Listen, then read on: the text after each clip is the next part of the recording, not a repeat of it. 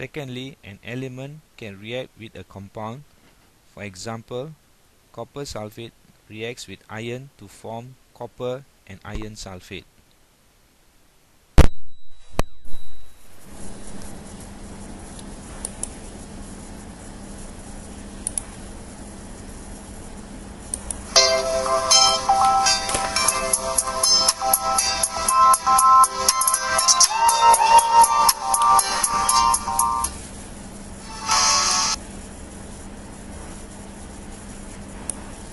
The aim of this experiment is to carry out the reaction between an iron nail and copper sulfate solution in water and classify it as a physical or chemical change.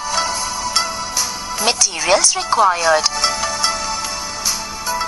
copper sulfate solution, iron nails, boiling tubes, stands with lamps and a piece of thread.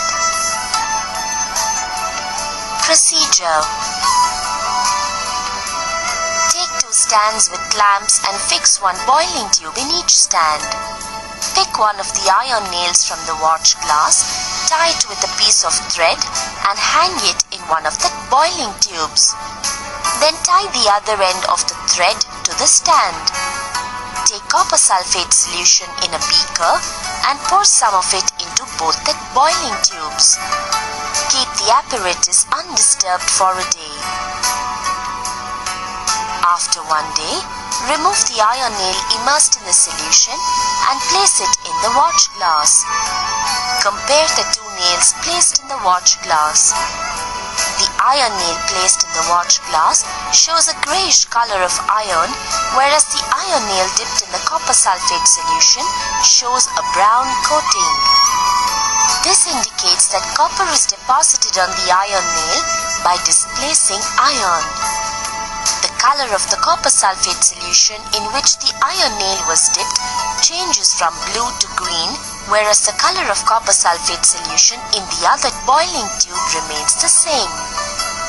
The change of color from blue to green of the solution in which the iron nail was dipped indicates a chemical change in which copper has been displaced by iron from the copper sulfate solution and a new compound, that's FeSO4, is formed.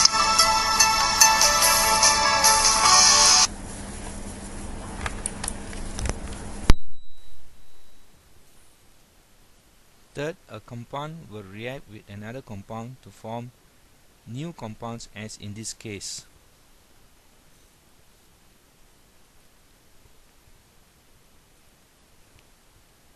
Inside the test tube you have colorless lead nitrate, and you add colorless potassium iodide, you will get a new compound, a yellow lead iodide.